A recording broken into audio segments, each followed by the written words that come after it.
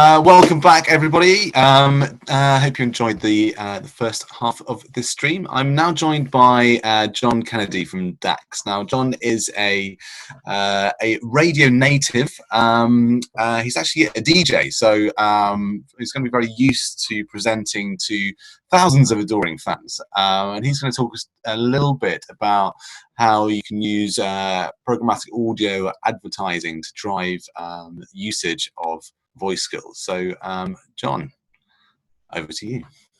Hello, good morning. Thanks for having me, first of all. It's the first day I've had to have a presentation where I haven't had to iron my trousers, which is quite good. Heard that joke as well, so that's went well. I'll just share my screen there. Give me a moment. Yeah.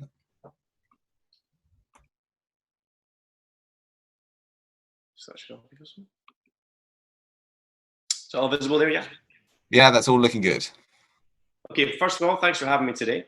I'm here today from DAX as a digital media manager in my kitchen to explain how, by using the right context and capitalizing on our growing audiences, you can promote the success of any skill made.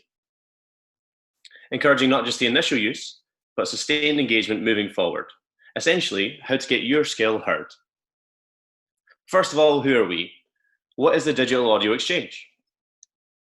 In 2014, DAX entered the market with a simple goal: to allow brands access to their target audience through the world's most loved digital audio content. 6 years on, and DAX is home to 238 of the world's leading digital audio publishers, from SoundCloud to Capital. DAX provides a single buying point, allowing advertisers access to a diverse range of digital audio brands, providing maximum scale with robust measurement and clever targeting factored in, all to an audience of 27 million every month. And digital audio continues to grow today, reach up 14% year on year across the board, as you can see here. And in the UK, we are committed to our audio. Users spending around 13.5 hours every single week listening in. And we're seeing this across all platforms. Digital audio is defined as anything played over a connected device. That's a device that's connected to the internet. DAX delivers across radio streaming, music streaming, podcasting, and smart speaker-based inventory, crucial for today. But recently, we've seen a shift. People are consuming digital audio differently. Smart speaker streaming now represents 30% of the overall listening hours. That's time spent with each device. This will come as no surprise to those of you here today, given what you've heard so far. People are spending more time listening and interacting here than ever before. We've seen the vast potential of what these devices can do already this morning, and we'll see later as the day goes on. But out of the tens and tens of thousands of different uses for smart speakers, people are still listening to music, still listening to the radio, and still actively engaging with audio. In fact, 75% of all listening is to the radio through these devices, further ingraining our best loved radio stations and cementing their place in the home. Not only that, but outside of the music audience, daily requests for our radio flash briefings have multiplied by 3 this month alone across LBC and Sky News. As a solo spot played after a news bulletin, it represents a high attention commercial environment where when we hear the news, we're more open to learn and actively listen. It's a unique opportunity for us to educate listeners and get the key message across for your skill and your brand. People are ready to listen. And this is vital in the current weeks. Given the importance of regular news updates at the moment, this is a really key way to access your listeners. Smart speaker streaming alone offers 12.2 million impressions per month through DAX. It's an attractive audience, upmarket, and scalable. And again, we only expect this to increase in the coming weeks, with more people spending more time in the home. How can you use this audience?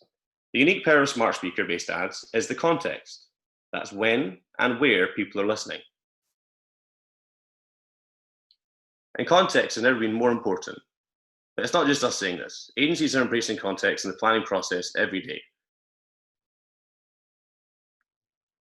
The Radio Centre recently ran a study looking at the impact of targeting people when they're taking part in contextually relevant activities. Whether it's cooking, shopping, or exercising, when we reference the activity in the creative messaging, it has a bigger effect on listeners. The study found that contextual targeting increased engagement by 20%.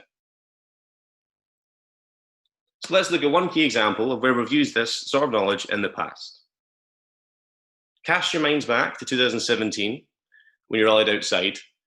And here's a graph from all smart speaker streaming across that year. So this is based on radio listenership and engagement across all smart speaker streams across that year. As you can see, there's a big jump in delivery in December. One of the first Christmases where smart speakers were actually in homes. And what's the first thing we did? A new toy to play with, fresh out of the box. And the first thing we did was listen to the radio. We knew Christmas was a key time for increased audiences, a trend we expected the following year. So when the British Heart Foundation came to us with a Christmas brief, we knew where the opportunity was. And we weren't disappointed. Requests were even higher the following year, almost 5 times as much, as you can see here. Capitalizing on this listener trend, we ran one of our first ever smart speaker targeted campaigns. Playing on smart speaker only inventory, we ran an ad campaign in the run up to Christmas, encouraging users to donate their old furniture and give money directly through the skill. We knew listeners would be at home at Christmas, listening with their families, and probably in a charitable mood, maybe even staring at an old couch that's been there for the last 2 years. So it was a perfect opportunity to speak to this audience. And this was a key time of year, Christmas, a cluttered time for any sort of advertiser, but a charity is very hard to stand out. And this campaign delivered. Not only seeing an increase in donations through the skill, but attention from the trade press, making a lot of noise at a key time of year. Christmas is just one example of peak listening, though.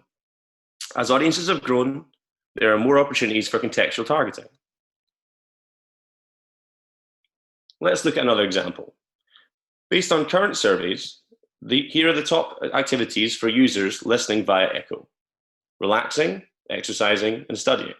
As you can see, there's a wide array, but the biggest is currently cooking, with 50% of users cooking or eating while listening, another key listener trend to capitalize on. So let's take one example at the market. Let's do a draft. Let's say Kellogg's, for example. Imagine Kellogg's want to promote use of their new skill,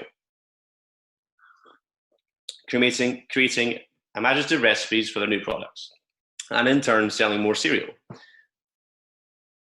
However, to reference what we've seen earlier on from the Amazon portion, humans are human. We ask very human questions in a very human way. It's unlikely users are going to ask specifically about the Kellogg's recipes. They're more likely to ask an open question, and so the odds of users being taken to the Kellogg specific skill isn't always guaranteed. This is where we can apply what we know from search engine optimization, but it's a whole new world. It's something completely different. This is where we can make a difference. We will prompt users with audio, giving them a little nudge to encourage them to be specific in what they ask with a specific call to action. For example, providing different audio alternatives by platform. On smartphones, delivering a message asking users to find the skill in the Alexa app now. And on smart speakers, prompting users to ask Alexa to open Kellogg's recipes, delivering the most relevant message possible. By making our ad the first step in a conversation, we can inspire and then direct users straight to your skill specifically. And to ensure this relevance, we can apply contextual targeting. We can identify the times at which people are most likely to be cooking, preparing, or eating a meal. We can then overlay our Nielsen data, delivering to our audio brands who index the best against your target audience. For example, those who've shown an interest in cooking. We will then deliver them a message with a tailored call to action, doubling down on this contextual message. But how can we measure success? Most of you will be aware of the challenges in measuring your activity in a smart speaker. However, using our Listener Insight ID tool, we found a workaround. Launched 2 years ago, this live ad delivery dashboard allows advertisers access to live campaign data, showing when and where their ads are delivering. We can map this information this live ad delivery with your usual key performance scale metrics. For example, downloads, enablement, scale engagement, and also the pathway people are taking through the skills. From this, we can optimize delivery, meaning you could correlate which ad types drive certain behaviors in skill, allowing you to trial and test what works best. Gaining a better understanding of the actions your audio campaign is driving in skill, encouraging not just initial use, but repeat use, allowing you to close loops and optimize moving forward. And with that, I thank you for your time. If I can give you 3 things to take away today, it would be: 1, the audio is still number 1, and you can use this to your benefit in order to promote your skill. 2, people engage in a wide array of different activities while listening. And 3, that calling out these activities, this context in your campaign, ensures relevance and promotes skill use directly.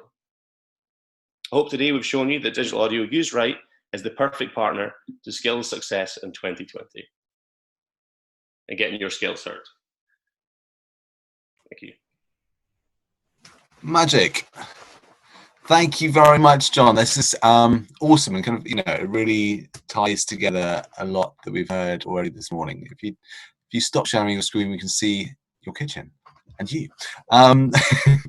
Actually, if you stop sharing your screen. So now I've got a few questions actually.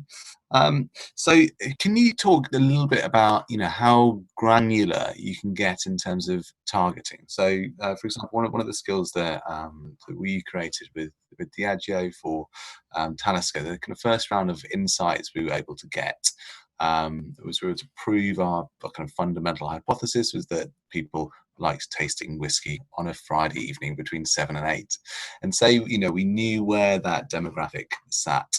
How granular? So would you be able to kind of go down to a town level, a county level, and then specifically to the kind of user groups we were looking to target to drive them towards a particular voice experience or skill?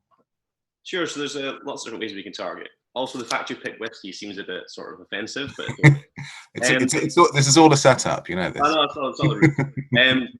Yeah, so first of all, we can target by geolocation. That's based on the IP address. So if you found, for example, that there was a lot more whiskey enthusiasts in Stirling or Falkirk or up north Scotland somewhere, or maybe down in Twickenham, we can target around that geographical area on smart speakers only. On the wider piece, if you're to use smartphone information as well, we can target based on their live location throughout the day, so where they're moving. For example, if you knew that, I don't know, people who are rugby fans happen to be big fans of whiskey, we could target around the rugby ground on the day. Also, on top of that, we could target around, using our Nielsen data, first, second, and third party, we could target around interest groups. For example, if someone was a wine and cheese enthusiast or a food enthusiast, or maybe they're into whiskey, we can take that data from what we've learned over the last 6 years on the sort of data side of the business, lift that information and index that over our smart speaker inventory, seeing who delivers the best against those audiences. Does that make sense? That makes perfect sense. And then I suppose, then how do you then tie that up in terms of conversion? Is there any ways you kind of proven from a skill handover that you can show conversion? Yeah, so like I say, it's very much a new developing world. So we are testing as things go on, but as a kind of first phase, what I mentioned there at the end is the form of measurement. So something we're used to using is the Listener Insight ID tool, which allows you to track people who have heard your copy, the device they've heard it on, and track that device to the websites they visit using a tagging system. This is made specifically for smartphones and PCs. Alexis are a whole new world. The way we're trying to work this through is if we can monitor skill performance through agencies like Foxwise yourself to find out how people are performing in skill, when they're downloading it, all that sort of information. We can tie that back to when the ads are delivering and try and map the two across. So we can see, for example, if Mondays in the afternoon, we're delivering at a high level and we see a huge uplift in skill download or enablement, then we can tie those two things together and try and repeat that activity moving forward, again, uplifting the Monday the following week. Okay, so you can take a baseline of historic what you would expect without you running these ads, and then kind of yeah, magic. So look, that's been incredibly insightful. Thank you very, very much. Because what we're really keen to do is kind of show how you as a brand can see how the entire journey goes, and this is very, very, very useful.